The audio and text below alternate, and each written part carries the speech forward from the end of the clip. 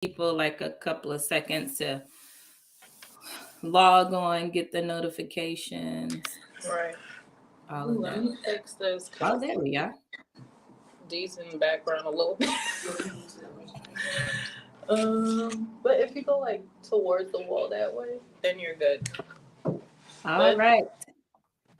We are live. Hello, everybody. I'm going to give you guys a couple more seconds to log on and then we'll get started. So, Dr. Abby, while we wait for everyone to kind of log in and tune in, how you liking the new weather with Savannah? oh, let me tell you, it's my favorite time of the year when it's like, you can throw on a little sweater, perhaps. I mean, you might have to take it off by afternoon, but you feel good. Like, ooh, the weather's changing. I love it. I know. I like it's like real crisp. It's nice. It's not too cold. It's not too hot. I love it. Yes. We have some more people that are coming in, guys. Like I said, I can't necessarily tell who's on here. I just know that there are people on. So if you want to let me know who you are, where you're watching from, just put it in the chat. I had a couple other people that said hi. So hello. I'm excited that you guys are here because I know that you're going to get some great, great, great information. So if you want to say hello, just come on in here. Let me know how the weather is on your end, if you're enjoying it, what's going on. Because I know some people, it's crazy because even in Savannah, you could be in the north part or the south part in Savannah, it's not that big, but the weather Right. still could be different, especially when it comes to rain. That's You true. know, it's like, oh, it's raining over here. That's like, it's bright sunshine. And I Right. was like, Right. what? So, yeah, hey, V, I see you, dear. Thank you so much for tuning in. Hi, Miss Inette. All right, ladies, this is what we're going to do. We're going to go ahead and get started. Oh, hi, Miss Ada Sonia. Thank you so much. I see. She said it's a little too cold for her today. Oh. But she and her husband are both watching. Hi, Miss Roselle. She says chilly on the island. So I bet. That's how you know you're from Savannah. I know. Right. But listen, now Keon from Minot, North Dakota, I know he has us beat. I know North Dakota has Savannah beat right now. They probably Has to. Has to. I know you guys have us beat. Listen, my daughter asked this morning how was the weather in Minot. So she said, "Are they getting snow? Because we never get snow here really in Savannah." She was like, "Are they getting snow?" And I said, "I don't know. They probably are." So I know that Minot has us beat. But thank you guys so much for tuning in. We're going to go ahead and get started because I don't want to hold you guys too long today. But this is Lessons Beyond the Stethoscope. And here we provide you the tips and the tools that you can use to enjoy in your everyday life. Because what we understand is that when you are dealing with life, those things can then start to affect your health.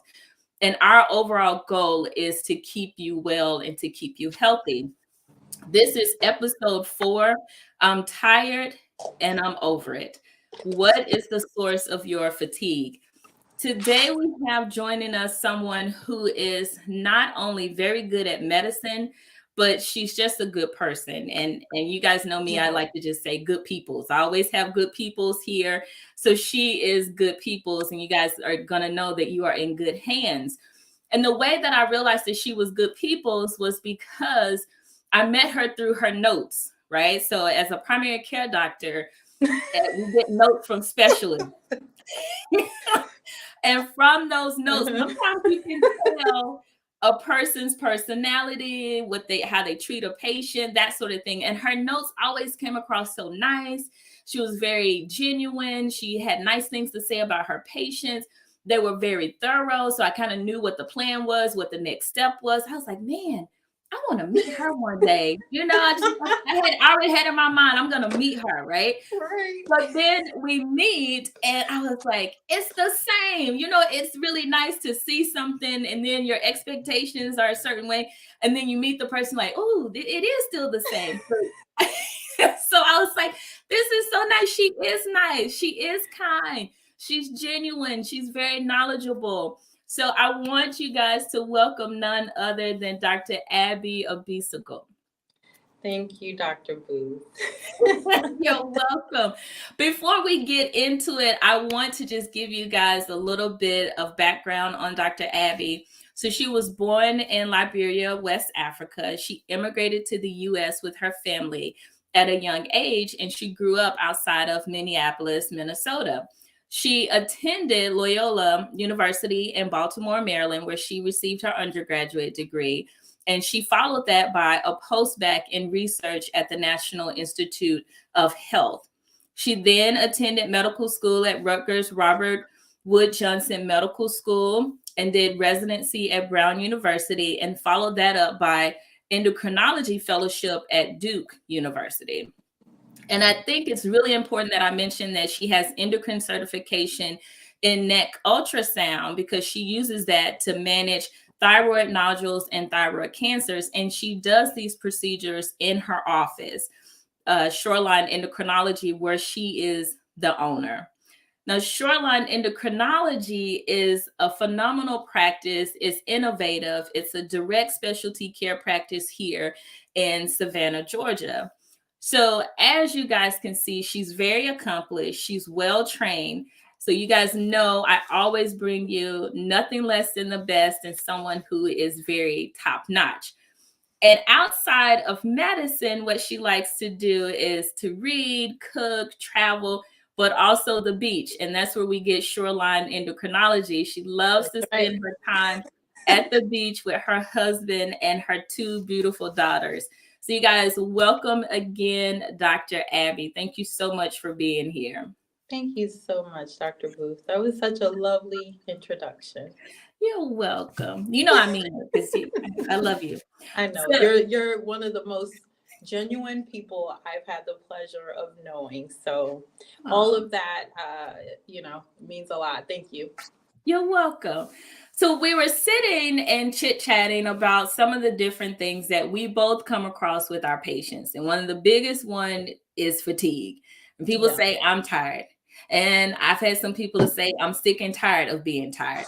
And then when the people get sick and tired of being tired, then they start trying to Google things and figure out, why am I tired, right? And then they come to us and they say, my hormones. Can you check my hormones?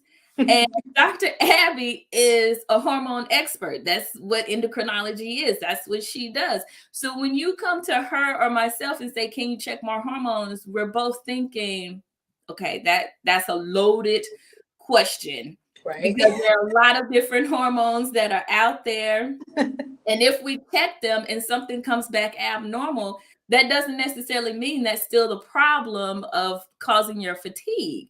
So we started talking, and I said, I think it would be good if we talked about this, because a lot of people are experiencing the fatigue. A lot of people are really tired, but people don't understand that it is a really complex and complicated issue. Right. But our goal for you guys today is to truly try to simplify it for you. And what I think one of the easiest ways to do it is to just kind of break it down into parts. So one, what are some different causes of fatigue? Why are you tired? Then after that, once we figure that out, what are some different ways that we can test for it? So we start to narrow down those different causes. Then how do we start to test for it and really get an answer to that? Once we get that answer, then the third thing is, what are some of those treatments or interventions that we can use to make us feel better? So, Dr. Abby, can you talk to us about some of the different causes of fatigue? Of course. So, this is one of the most common chief complaints that I see in my office as an endocrinologist. Sometimes it's been an ongoing thing for years, and sometimes it's new. And sometimes it's, well, no one can tell me what's going on with me, so I'm here. So it's a very common complaint. And the tough thing is that because so many conditions can cause fatigue, it can manifest in this way, it really can take some time to figure out what's going on. So time is the big thing, the factor of time, to really sort of investigate what is going on. So whenever I see someone in my office who tells me they're experiencing fatigue, and that's like the number one symptom, the number one issue that they're seeing me for, I think about a very broad differential because I'm an endocrinologist, but first I'm an internist. So as an internal medicine physician, my training involved looking at, all the different, reasons across systems that a symptom could manifest. And then, as Dr. Booth said, going through systematically your testing to narrow down the causes. So, first thing I usually talk to people about is sleep because we underestimate the importance of getting good quality sleep. And in our society, it's go, go, go. You have to be productive. So, a lot of times, like, sleep is on the bottom of the list of our to-do list because we're trying to get all these things done and there are only 24 hours in the day. So I find when people present with fatigue that a majority of them are not sleeping enough. I'm guilty on some nights. Like I just, I have a lot of things to do, so I get it. But if you're not getting a good 7-8 hours of good quality sleep, that's a problem. And sometimes people are getting the sleep, but are you actually getting good quality sleep is the next question. Do you have, issues with like waking up multiple times a night because you have to go to the bathroom, or you grind your teeth, or you move your limbs all night? There are various sleep disorders that can result in disrupted sleep, and therefore people wake up not rested. And sometimes they're aware and sometimes they're not aware that it's a problem. So we talk about sleep a lot. Next thing is, we talk about activity. Are you active or are you sedentary? Meaning, you may go to work. Are you at a desk all day? Don't really move around much. Then you go home, you make dinner, eat with your family, and then go to bed, start again the next day. Really not getting any dedicated exercise time. And what's recommended is at least 150 minutes per week of good cardiovascular exercise. So if you're not getting that in itself can be part of why you're feeling kind of sluggish. Next thing I talk to people about is their diet, nutritional status. Sometimes there are nutritional deficiencies, whether it's, iron deficiency, which can lead to anemia, or B12 deficiency, or vitamin D, all these different things. And, if you don't have a healthy, well-balanced diet, that can easily happen, and that can certainly affect your energy levels. Chronic diseases. So, as people get older, we're living longer nowadays than we did in the past, and we develop various chronic diseases, whether it's heart failure or liver failure or kidney disease, kidney failure. And these conditions, just having them can manifest as fatigue, chronic fatigue.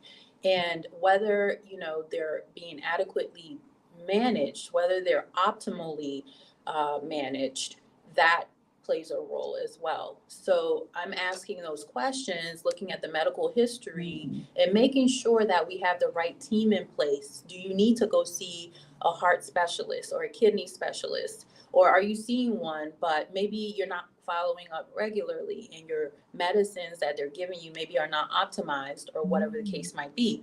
Or are there certain interventions that they might need to do that haven't been done yet, So that's the next thing. So I go through all those things before I go to the hormones. Just because people come and I can tell some of them are looking at me like, but I came here to talk about the hormones.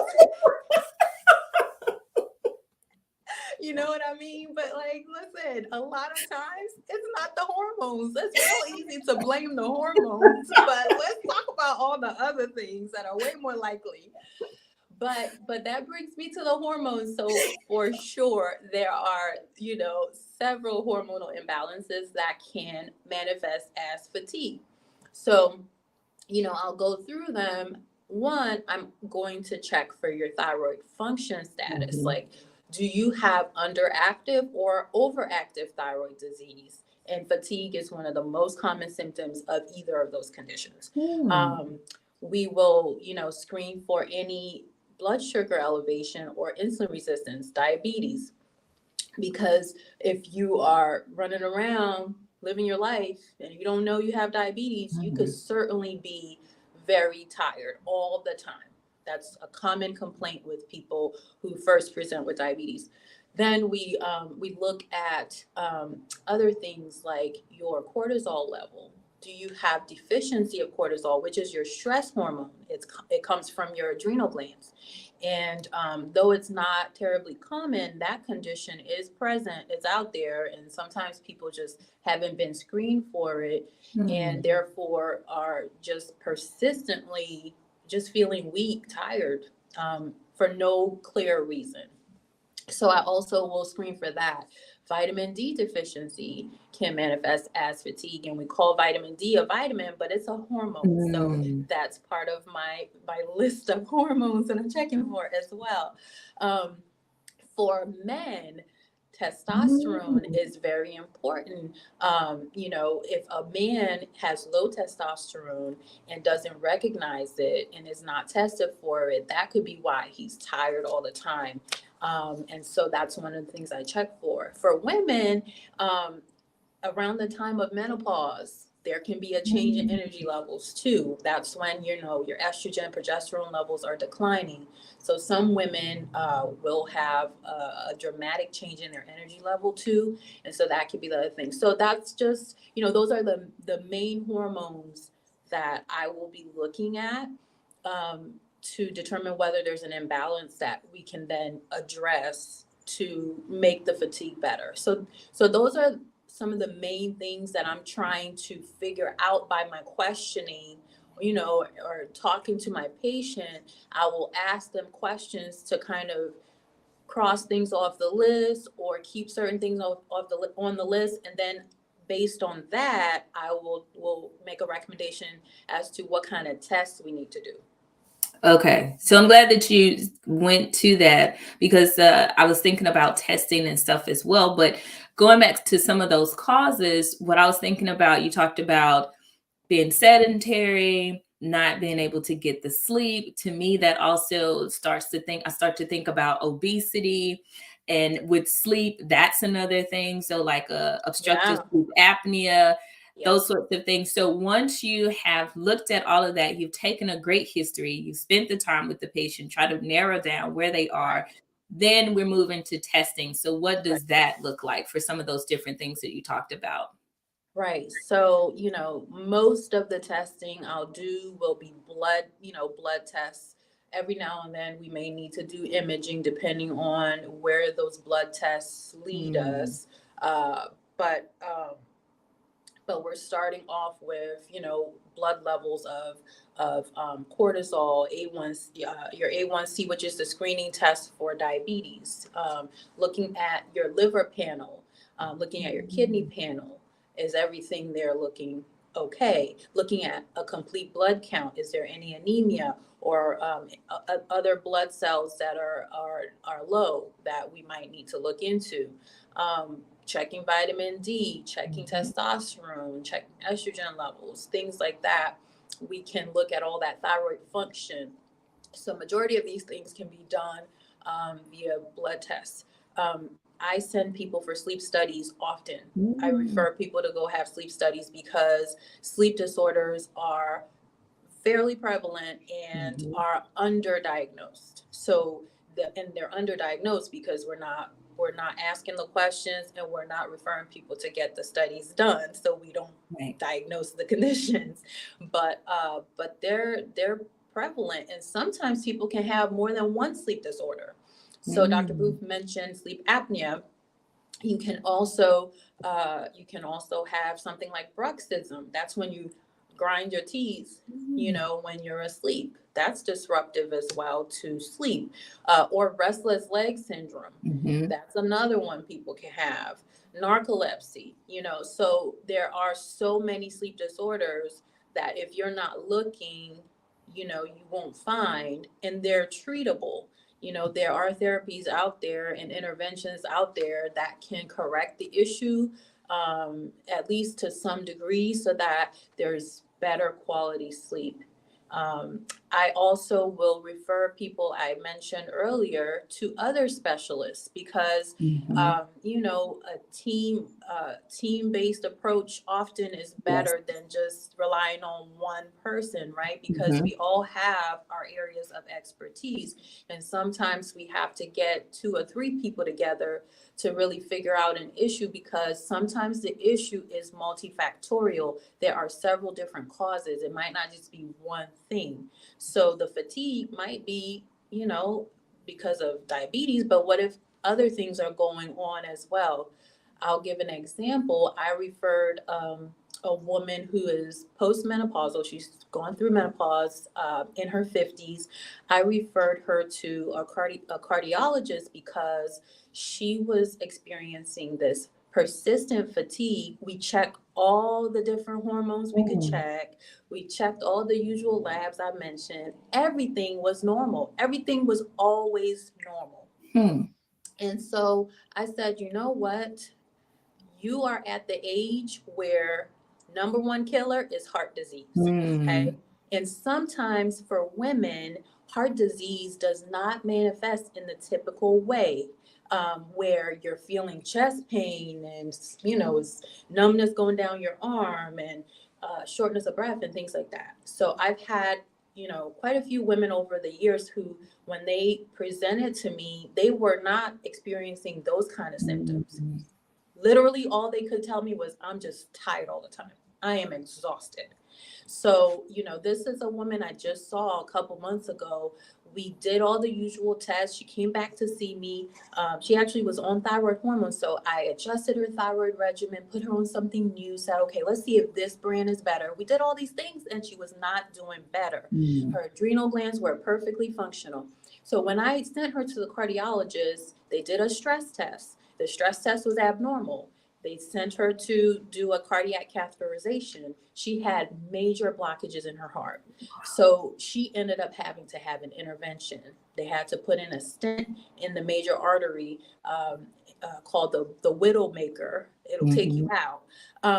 And that was done. And now I'm like, I'm so excited to see her come back to hear about what her day to day is like now because I know she's going to be feeling better. Right. And so, that's been, excuse me, my phone is going.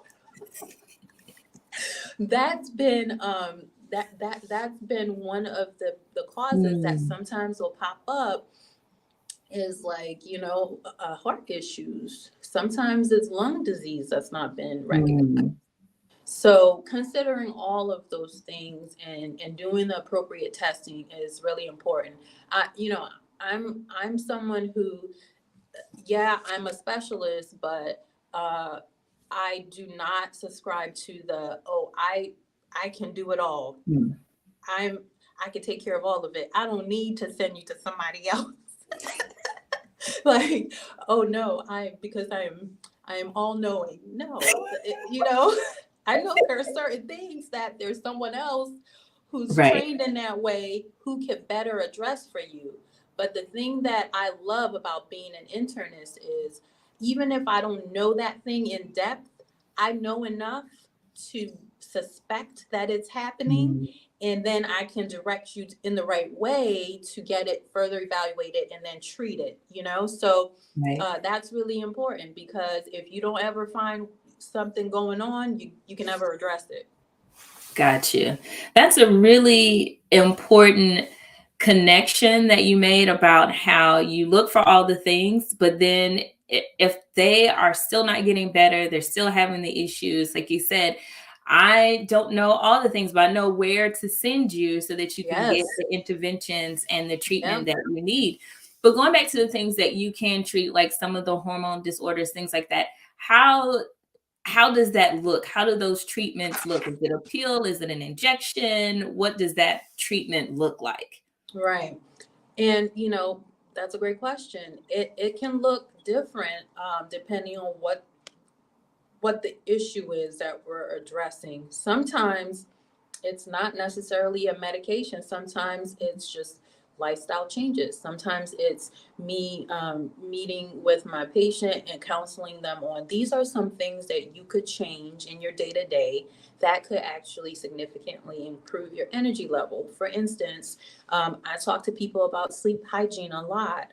You know, if you are someone who you have to go to bed with the TV on, you may think you're getting good enough sleep, but that's disruptive. You know, that and you don't even have to. It's not a conscious thing, but your mind is not going to shut down in the way that it should to allow you to get good restful sleep if you've got noise in the background. And you might have a harder time falling asleep, you know, because you're still getting that stimulation from whatever is on the screen, even if you're not looking at it. So sleep hygiene, making sure you don't have these distractions in the bedroom because the bed is really just for sleeping and some other things, but you know what I mean. So, so that's one, talking about that, talking about, you know, what is the routine at night? What is the bedtime routine? Because a lot of us don't have a routine. Like it could look totally different depending on the day, right? And but it's important to establish some sort of routine so that you know, like your body, your brain has the cues that it's time for us to simmer down, you know, like it's time to relax, let's turn off, like we're not thinking anymore about all the things that we haven't accomplished today, the things that we got to accomplish tomorrow, you know. Help your brain start sort of tuning down, whether that's, some people like to have a little tea or you know, have a nice warm bath, aromatherapy, whatever the case might be, whatever can help with relaxation. So that's a lifestyle change that can make a big difference in getting some rest. I also will talk to people about dietary changes that they can make. So, you know, cutting back on processed foods, sugars, things that may be inflammatory for your body that you may not even recognize. Fast foods, you know, we sometimes we're just making it do, like we grab and go because we're a go society, but sometimes the food we're eating is literally making us slow down and sometimes feel sick, but certainly can be pretty sluggish.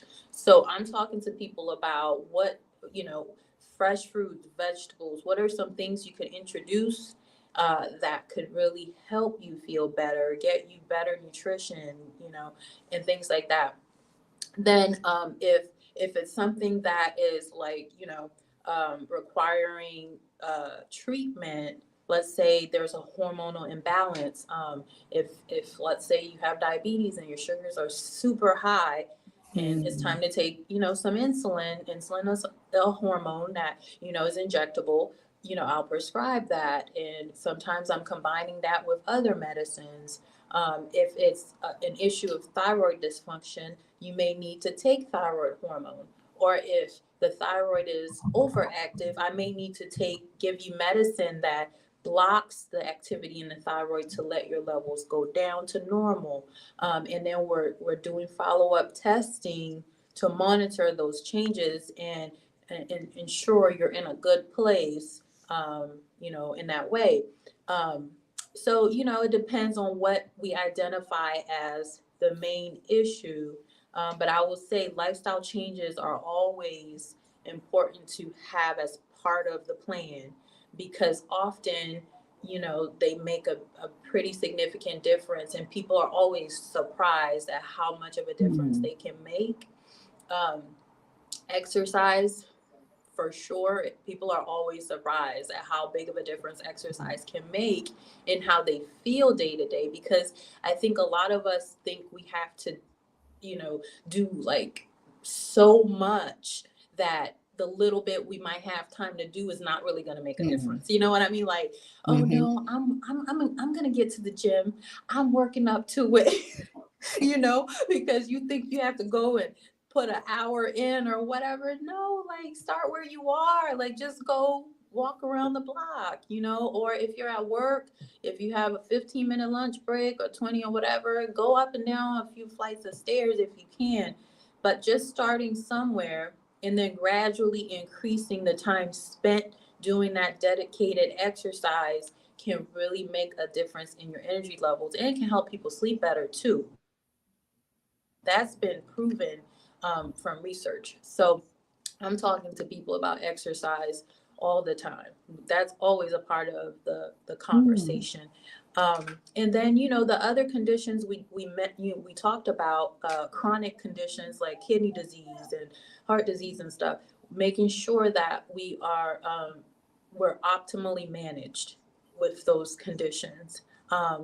I sometimes, because, you know, I don't try to hurt people's feelings or step on any toes, but if I feel like my patient is going to another doctor who's Mm. not really doing what's best for them based on what is available, I'm gonna tell you, like, you might want to seek another opinion, and I'm happy to refer you, because it's not personal, it's, are you getting what you need? Mhm. Because if you're not getting what you need to go elsewhere where you can get it. So if you're seeing someone who's supposed to be managing so and so, and you can't get in there because they're so busy, or when you go, you don't see the doctor, you see the nurse practitioner, you know, and it's in and out, um, and maybe there are things that aren't being, you know, addressed, then it may be time for us to go somewhere else, or have a conversation about like the frequency of the visits or something, so we can optimize that issue, because that's impacting, you know, the rest of your life. So so that is always a part of the plan as well. Are we getting what we need from Mhm. our other, you know, uh, sort of providers on our team of healthcare providers? So um, that's, you know, that's pretty much it. I You mean, said that's there's it. always more, But but there's always more, right? Exactly. So, because I'm appreciating these comments that are coming in, people saying that they are enjoying the talk. But as people can see, fatigue can be complicated. There are a lot of different causes for it. For each thing that we think it could be, there's a different test for it. And then from that test, there's a treatment for it. But don't count out the lifestyle changes, like she said. So there are so many things. And with this, we also, one of the big things we keep talking about is time. And with that time is one, for us, it is recognizing that it takes us time to be able to figure this out. mm-hmm. It's going to take a couple of visits for us Yes, to be able to figure it out. We have to be able to have more time to be able to talk to you, to figure out kind of what is going on. And then for you, that means you have to be patient with this process of trying to figure yes, out what's going on, right? One of the things that I like about the both of us is that we decided to be able to have more time with our patients. all right, We kind of stepped outside of that traditional model where there's maybe, like you said, the 15 minutes and we have to kind of figure it out very quickly and then say, okay, that's not it. Okay, come back in 3 months and then we can talk about it again, right? Versus now we have created a space where we can do that and spend more time with our patients. And so you open Shoreline Endocrinology, which is innovative in the fact that it is a direct specialty care practice. And I want for you to just tell people about that importance, like how you're able to have more time with your patients, what that means, how that benefits them, and even why did you decide to do that, and why did you feel it was important to start something different? yeah.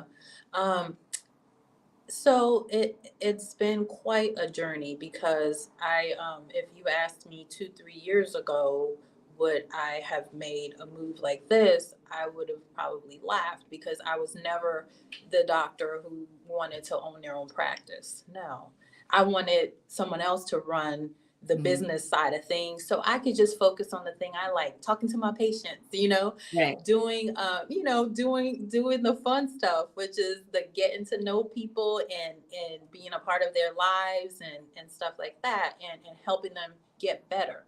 That was why I went into medicine. I didn't go into medicine because I was an entrepreneurial person and I wanted to do that. But then reality hits, right? Our system is what it is. It's not perfect. It's And broken. it's very broken in many ways. And in, you know, in an effort to try to manage um, the system as it is, navigate it as it is, and still deliver what I feel is high level care to my patients, it was just like the constant like hitting the wall, because you want to spend that time, you want to explain, you want to counsel, you want to be available, but the system does not allow for that kind of time, because the reality is that, you know, this is not the world that I maybe thought it was as a medical student, where I don't have to worry about the business side of things, I just want to focus on my patient. Yeah, that would be nice, but everything costs money. Everything costs money, your staff, the building, the utilities, everything.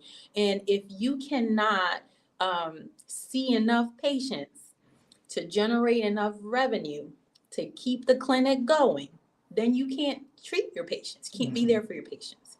So the system is set up where, you know, there are so many costs that you can't afford to spend but so much time with that one patient in the conventional model. And that just wasn't sitting well with me at some point. I did it for 5 years. I pushed myself, and I said, you know what?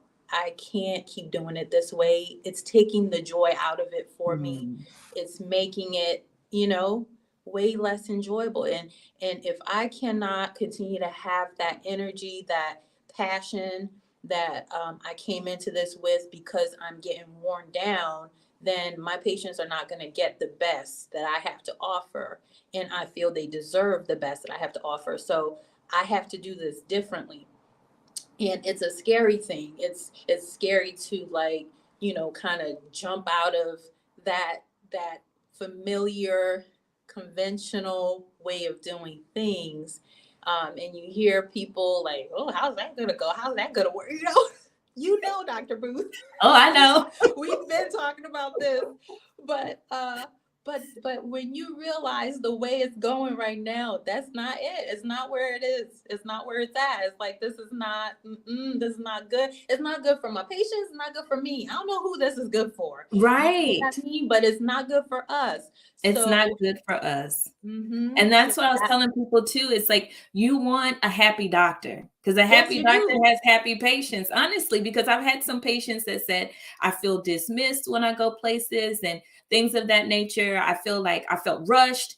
And I said, listen, they probably don't want to do that. That's probably not their overall personality and stuff like that. But like you said, that system can start sucking joy from you and start sucking what you really want to do and provide for your patients. Right.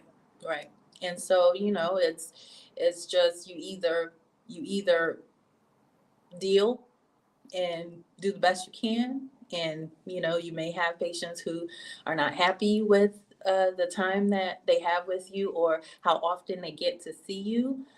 Or, you know, direct care is another option that some physicians are taking these days, where it's like, okay, I'm going to shrink down the panel of patients that I am caring for at any one time, so that I'm more available to them. And, you know, and I can tell them exactly what it costs for me to give them that time and give them that one-on-one care, you know, that, you know, where it's like, if I have something going on, I don't have to wait 2 months or, you know, weeks to see you. I can see you tomorrow or today, you know. And it's just cutting all that, all the sort of layers out, and bringing it back to doctor, patient. We sit, talk to each other. And there's not all the oh, I called 5 times, nobody answered the phone. I left 8 messages, I don't have my prescription, you know, and then the doctor's like, oh, I never got the message, nobody told me, you know what I mean? How many times, hadn't we heard that sort of scenario? And you, as a no physician wants to hear that. No physician wants their patient to come into the office and say, I feel totally dismissed. I was in trouble, and you all did not help me. Right. No one goes into medicine to dismiss patients. That's really never the intention. And It's just a symptom of a bigger problem with our health system. So, this is just my way of trying to, still be there for people and have an impact, help the people I can help, realizing that I can't help everybody. And some people may look at what I'm doing and say, that's crazy to me. I'm not doing that. That's fine. Yeah. That's fine. That's okay. But I am fulfilled with, how I'm doing it now. I feel like, okay, I'm helping people, and I'm doing it in a way where they get to have their dignity. They get to have a choice, in the matter, and they get to be treated like they deserve to be treated, and coming to the doctor is not it's like, oh goodness, it's about to be 3 hours of my day. Yes, that one is a big one because we keep talking about time. And that's the other thing is I keep telling my patients, I was like, listen, I want to respect your time. I've had patients come to me and they say, oh, I thought I was going to be here all day and this. And I was like, no, if I schedule you at a certain time, your time is your time. That's your appointment. I'm not double booking. I'm not doing any of those things because I want to see you and spend that time with you to figure out what's going on with you. But you're absolutely right. I've had a lot of people say, I don't like going to the doctor. Even before I started this practice, I don't like going to the doctor. And I said, wow, one of the biggest issues was time. I go there, I'm there all day, and then y'all only spend like 10 minutes with me, and then I'm on my way. So you're waiting right. in that waiting room, getting to know all the people in the waiting room. Because you're in there for a while, right? So, like my patients love it that they can come into my office, there's like 2-3 chairs because we don't have usually more than one person at a time in here. Right. And it's quiet and calm. It's quiet and calm. There's no, you're getting, kind of moved around and herded like cattle, to go, to that. So was once someone, one of my patients said, they said, where are the people at? Where is everybody? I was like, listen, they weren't used to this. Wait a minute. Where's everybody? What happened to the waiting room? Listen, we don't need the waiting room. That's not a part of the doctor-patient relationship. It became that at some point, but that's not it. It's your time shouldn't be spent sitting in the waiting room, and then you have 10 minutes to, sometimes you can't remember all the things you even came to talk about in that time, That is so true because I've had patients sit across from me. I was like, okay, so what's going on? I was like, it was something, and I can't. They can't remember. Can't remember because all of that time they were like, I was ready, but then I forgot. I forgot because I was out there so long, right? So that's one of the really nice things about this model of practice is the time factor. I have more time to do my investigative work, to figure out how I can help. My patient has more time to truly express what they're going through and ask questions so that they can understand why I'm recommending what I'm recommending. Because sometimes people, don't follow through on their end because they don't fully understand why they're being asked to do certain things. Take this medicine or go to this specialist. If there's not that time to have a discussion about why it's important and to allow for questions, they might not do it. Because, either I don't know the importance or I'm fearful of the potential effects and we didn't get to talk about that. And I'm on Google reading about it and I'm not doing it. You know what I mean? I know because because they will get that packet from the pharmacy. They will open it up and it's this long. Read all the things. And they read and I get that phone call. But see, the good thing is they can call me up. Dr. Booth, I saw it has so-and-so on here. Okay, let's talk about this. I was like, oh, sure. Now, that's probably, it's a possibility, Right. But sometimes if you call another office, because I've had patients who've come to me from other offices, and I say, I see that you're supposed to be taking X, Y, and Z. Why are you not taking it? Yeah. Oh, I got the information. I saw that it said so and so. I'm not taking that. So then Mm-hmm. we sit down, we get a chance to fully talk about what all of those things mean, what happens, the true potential side effects they can have. Then they say, oh, okay. Okay, I Yeah, think I'll do it now. But right. it's just that moment of being able to take Yes, the time to discuss it. exactly. Yeah. Time. Time. Time, my friend. Well, listen, I absolutely have enjoyed you being here and taking the This was time to be great. with us. There were some other comments that came in. They said, thank you both for your direct care. They said that I love that you both respect our time. So I just want to make sure that you are aware of that Absolutely. information. But I want to respect your time today because I know that you have to get back to clinic and see patients.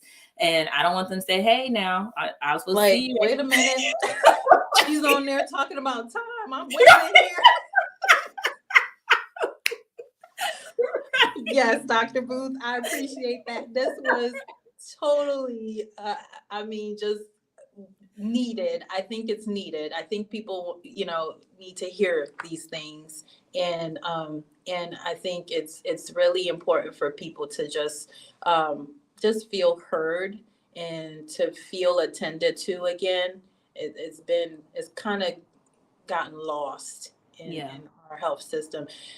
So it's refreshing to be able to talk about this with you, and I'm so excited for you and what you've done. Oh, thank you. Opening this practice and being even more available for your patients. You already were wonderful with your patients. They absolutely loved you. Even in your previous, model of practice.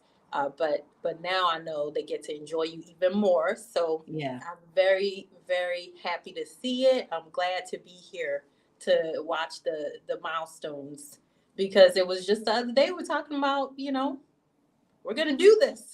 Right. And now we're doing it. We're doing it, and it's much needed, and people really Yeah. appreciate it. Yeah. Well, thank you again. Thank you so much.